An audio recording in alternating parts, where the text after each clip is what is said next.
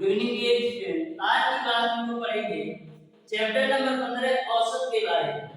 जो आपका chapter number 13 और चैप्टर नंबर 14 है, इन चैप्टरों से आपके पॉलिटेक्निक एंट्रेंस एग्जाम में क्वेश्चन नहीं पूछे जाते हैं। फिर भी यदि आप लोग कहेंगे तो मैं चैप्टर नंबर 13 और चैप्टर नंबर 14 को लास्ट में सॉल्व करवा दूंगा। डियर स्टूडेंट, औसत चैप्टर को मैं आप लोगों को इस तरीके से पढ़ाने वाला हूँ कि आपके पॉलिटेक्निक एंट्रेंस एग्जाम में औसत चैप्टर से कोई सा भी क्वेश्चन पूछ लिया जाए, मैक्सिमम 10 से 15 सेकंड के अंदर 100% एक्यूरेसी के साथ आप सॉल्व कर जाएंगे। डियर स्टूडेंट, आज के बाद आपको कंफ्यूजन नहीं होगा कि कौन सा क्वेश्चन हमसे पूछा जाए तो आपको कौन सा फार्मूला अप्लाई करना है, क्योंकि जो आपका औसत चैप्टर है इसमें सारे फार्मूले एक दूसरे से इंटररिलेटेड हैं और थोड़ा थोड़ा सभी फार्मूले में अंतर है। तो प्रत्येक फार्मूला के साथ साथ उनसे बनने वाले क्वेश्चन को भी मैं बताता चलूंगा, जिससे आपको क्लियर समझ में आ सके कि कौन सा क्वेश्चन हमसे पूछा जाए तो कौन सा फार्मूला अप्लाई करना है। तो डियर स्टूडेंट, प्रत्येक बेसिक कॉन्सेप्ट, प्रत्येक बेसिक फार्मूला के साथ साथ उनसे बनने वाले क्वेश्चन को ध्यान से अच्छी तरीके से समझते हुए चलिएगा। यदि आप पूरा वीडियो शुरू से अंत तक देख लेते हैं तो आपको औसत में कभी भी कोई प्रॉब्लम नहीं आने वाला है और औसत का कोई सा भी क्वेश्चन आपसे पूछ लिया जाए, मैक्सिमम 10 से 15 सेकंड के अंदर 100% एक्यूरेसी के साथ सॉल्व कर पाएंगे। तो प्रत्येक बेसिक कॉन्सेप्ट को ध्यान से समझिएगा। सबसे पहले डियर स्टूडेंट बात करते हैं औसत क्या होता है। तो जो आपका औसत होता है वो बराबर होता है दी गई राशियों का योग बटे राशियों की संख्या।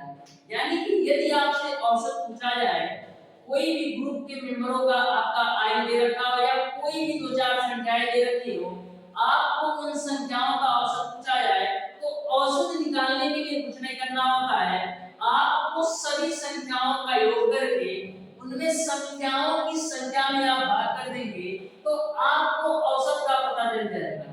जैसे मैं आपको एक एग्जांपल के माध्यम से समझाता हूं। जैसे पूछा जाए 3, 5, 8, 9, 11 और 18 का औसत क्या होगा। जैसे पूछा जाए कि 3, 5, 8, 9, 11 और 18 का औसत क्या होगा। तो औसत ज्ञात करने के लिए करते क्या है, दी गई राशियों का योग बटे आपका राशियों की संख्या। तो सभी राशियों का योग कर लो, सभी संख्याओं का योग कर लो। तो 3 + 5 + 8 + 9 + 11 + 18 डिवाइडेड बाय कितनी राशियां हैं, 1 2 3 4 5 है, तो डिवाइडेड बाय 6 कर लो। अब जोड़ो 5 3 8 और 8 16, 16 तो 25, 25 में 11 जोड़ोगे 36, 36 में 18 जोड़ोगे तो 54 आ जाएगा, बट्टे का 6 करोगे तो फाइनली आपको मिल जाएगा 9। यानी कि 3, 5, 8, 9, 11 और 18 का जो औसत आ जाएगा वो आपको मिल जाएगा 9। तो औसत आपको समझ में आ गया होगा। अब फार्मूला नंबर 1 से दो फार्मूला और बनते हैं। यदि आपसे पूछा जाए राशियों का योग किसके बराबर होगा, तो जो आपका राशियों का योग होता है औसत गुणे राशियों की संख्या के बराबर होता है। जो राशियों का योग होता है औसत गुणे राशियों की संख्या के बराबर होता है। इस पर क्वेश्चन आपको ऐसे पूछा जाएगा, जैसे पूछा जाएगा कि एक कक्षा के 25 विद्यार्थियों की औसत आयु 20 है, तो कक्षा में सभी विद्यार्थियों के आयु का योग होगा।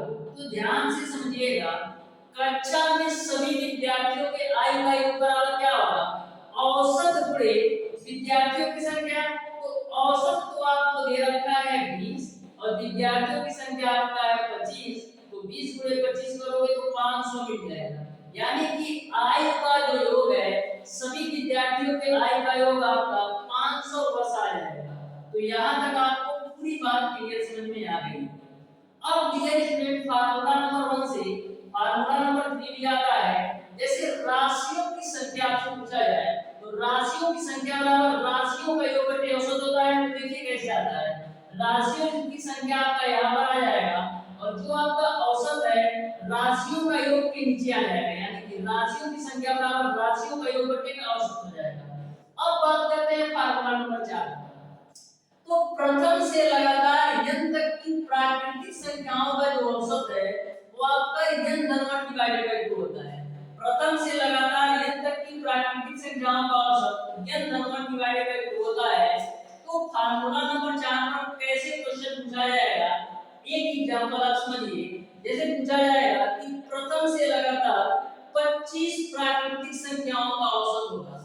प्रथम से लगातार 25 प्राकृतिक संख्याओं का औसत किसके बराबर होगा?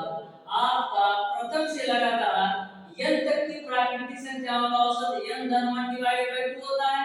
तो पूछा है प्रथम से लगातार 25 यानी n की वैल्यू 25 लेना है प्लस का 1 डिवाइडेड बाय 2, तो 25 से 26 डिवाइडेड बाय 2 कितना होगा? 13 हो जाएगा। तो फार्मूला नंबर 4 पर कैसे क्वेश्चन पूछा जाएगा समझ में आया होगा। अब बात करते हैं फार्मूला नंबर 5 का। प्रथम से लगातार n तक की पूर्ण संख्याओं का औसत जो होता है वो आपका n/2 होता है। प्रथम से लगातार n तक की पूर्ण संख्याओं का जो औसत होता है वो आपका n/2। एक एग्जांपल देखिए, प्रथम से लगातार 24 तक की पूर्ण संख्याओं का औसत, तो प्रथम से लगातार n तक की पूर्ण संख्याओं का औसत का फार्मूला n/2 होता है। आपको 24 तक की पूर्ण संख्याओं का औसत बताना है ना, तो n की जगह 24 रख दो, डिवाइडेड बाय 2 करोगे तो 12 मिल जाएगा। तो यह भी आपको फार्मूला समझ में आया होगा। अब बात करते हैं डिरेक्शनल फार्मूला नंबर 6 का।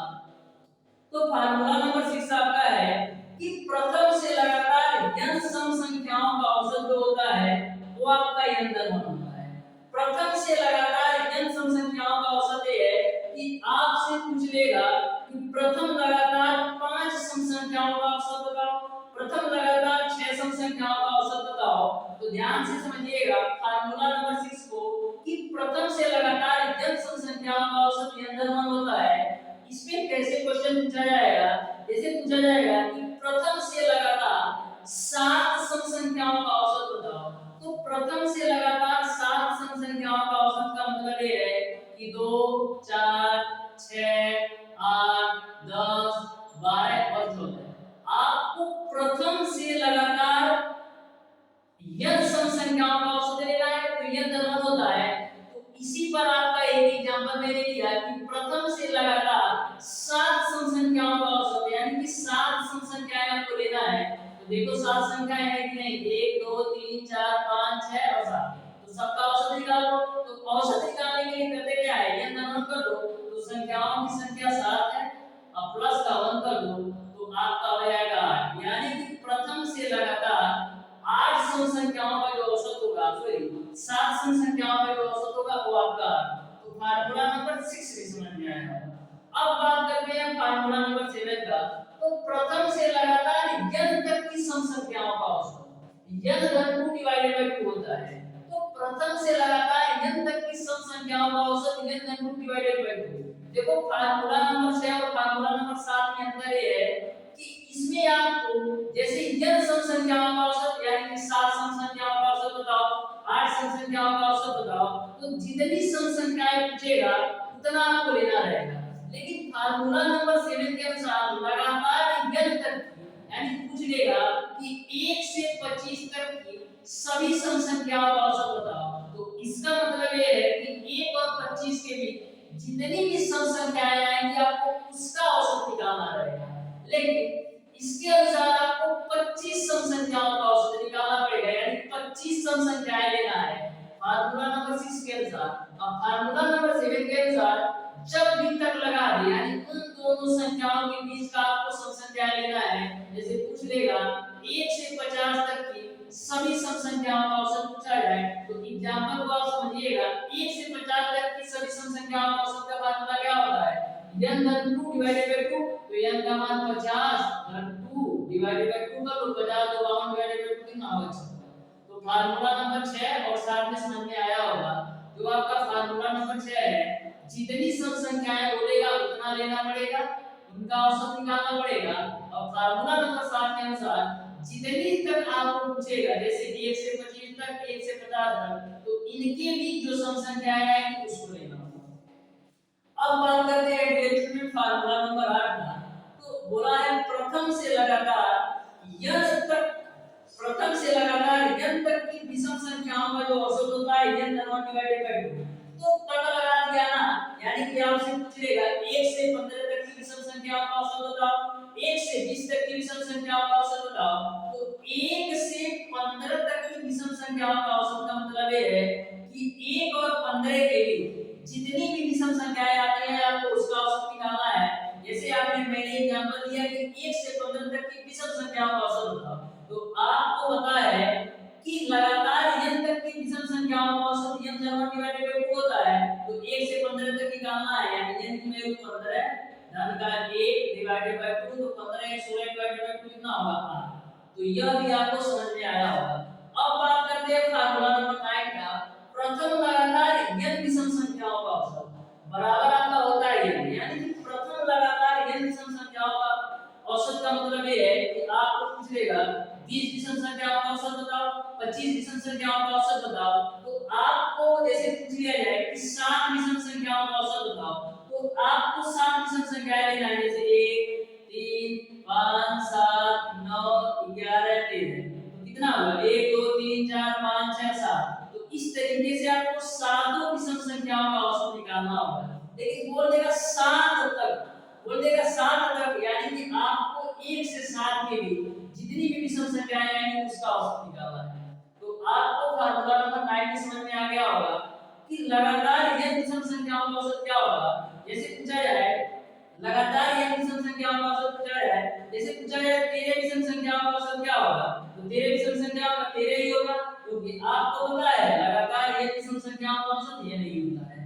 बात करते हैं लगातार n पूर्ण संख्याओं का औसत क्या होता है, तो लगातार n पूर्ण संख्याओं का जो औसत होता है वो आपका n माइनस 1 डिवाइडेड बाय 2 होता है। लगातार n पूर्ण संख्याओं का औसत जो होता है वो आपका n माइनस 1 डिवाइडेड बाय 2। जैसे पूछेगा लगातार 25 पूर्ण संख्याओं का औसत बताओ, तो फार्मूला यही लगा लेना n पूर्ण संख्याओं का औसत n माइनस 1 डिवाइडेड बाय 2 होता है, हमको 25 का निकालना है, तो 25 माइनस 1 डिवाइडेड बाय 2 कर देंगे। अब बात करते हैं फार्मूला नंबर 11 का, लगातार n सम संख्याओं के वर्गों का औसत। आपको लगातार n सम संख्याओं के वर्गों का औसत ये मतलब है कि पूछ लेगा कि आपको 25 सम संख्याओं के वर्गों का औसत बताना है।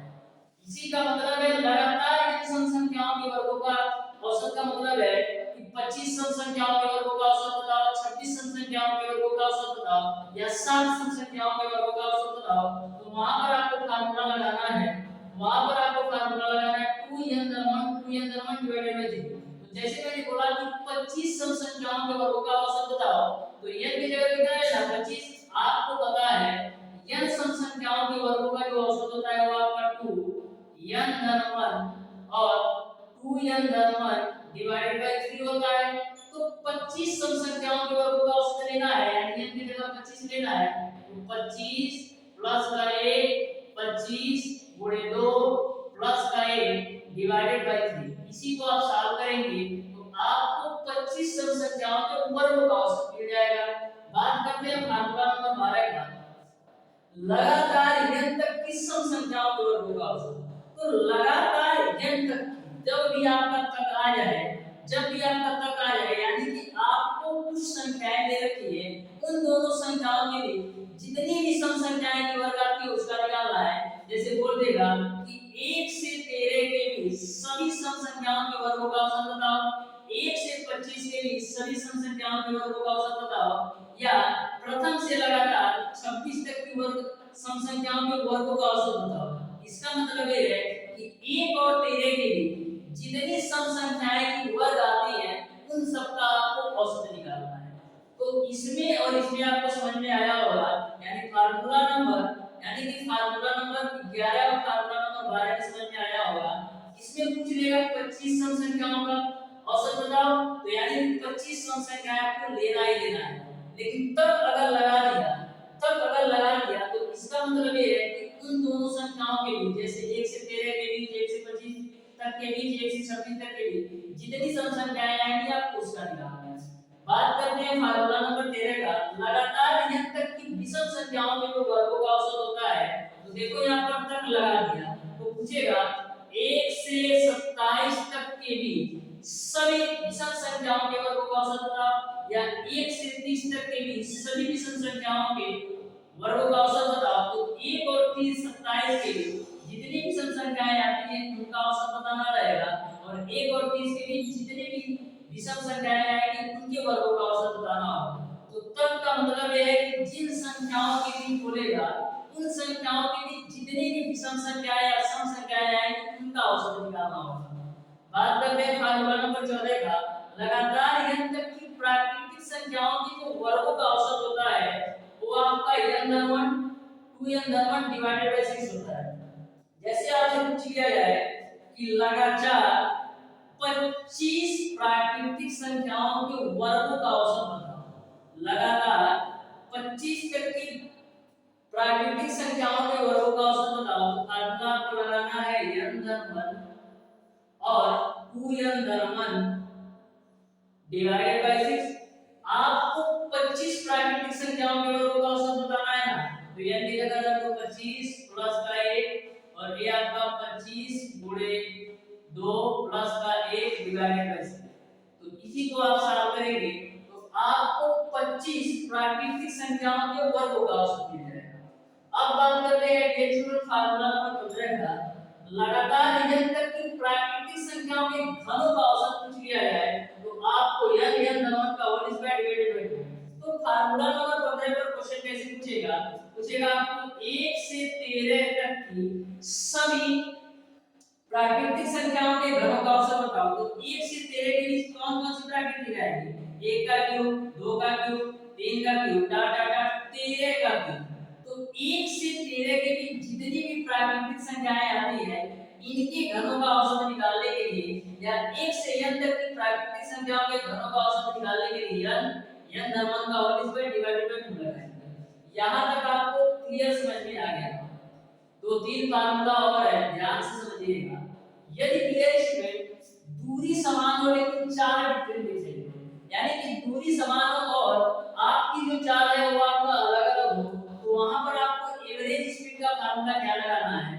जैसे कोई व्यक्ति है जो A से B तक जाता है x किलोमीटर प्रति घंटे की चाल से, और वही व्यक्ति जो है B से A की तरफ आता है y किलोमीटर प्रति घंटे की चाल से, तो औसत चाल क्या होगा?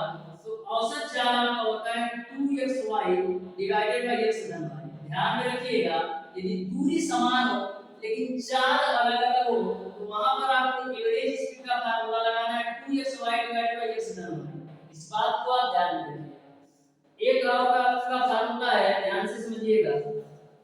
यदि रिलेशनशिप किसी समूह में एक व्यक्ति के शामिल हो जाने के बाद औसत आयु पूछे तो यहाँ पर वृद्धि होने पर जो आने वाली व्यक्ति की आयु होती है वो आपका पहले का औसत प्लस का नई संख्या पर औसत में वृद्धि होता है। यानी कि किसी समूह में एक नया व्यक्ति आता है, उसकी आयु पूछे तो आयु निकालने के लिए करेंगे क्या? पहले का औसत प्लस का नई संख्या पर औसत में वृद्धि। यदि किसी समूह से एक व्यक्ति बाहर निकलता है, उसकी आयु पूछे तो वहां पर आपको पहले का औसत माइनस नई संख्या बड़े औसत में कमी का फार्मूला लगाना है। इस तरीके से औसत के जितने भी बेसिक फार्मूले थे और किस फार्मूले पर कैसे क्वेश्चन पूछे जाते हैं, सारे मैंने बेसिक फार्मूला के साथ साथ उनसे बनने वाले क्वेश्चन के बारे में बता दिया है। डियर स्टूडेंट, नेक्स्ट क्लास में हम लोग आर्यन पब्लिकेशन की बुक में जितने भी क्वेश्चन दिए गए हैं औसत से टोटल क्वेश्चन का सॉल्यूशन करने वाले हैं। तो ध्यान में रखिएगा इन सभी फार्मूलों को। तो किसी भी क्वेश्चन को सॉल्व करने में 5 सेकंड से ज्यादा नहीं लगना है। तो आज की क्लास आपको कैसी लगी? वीडियो पसंद आया हो तो वीडियो को लाइक और चैनल को सब्सक्राइब जरूर कीजिए।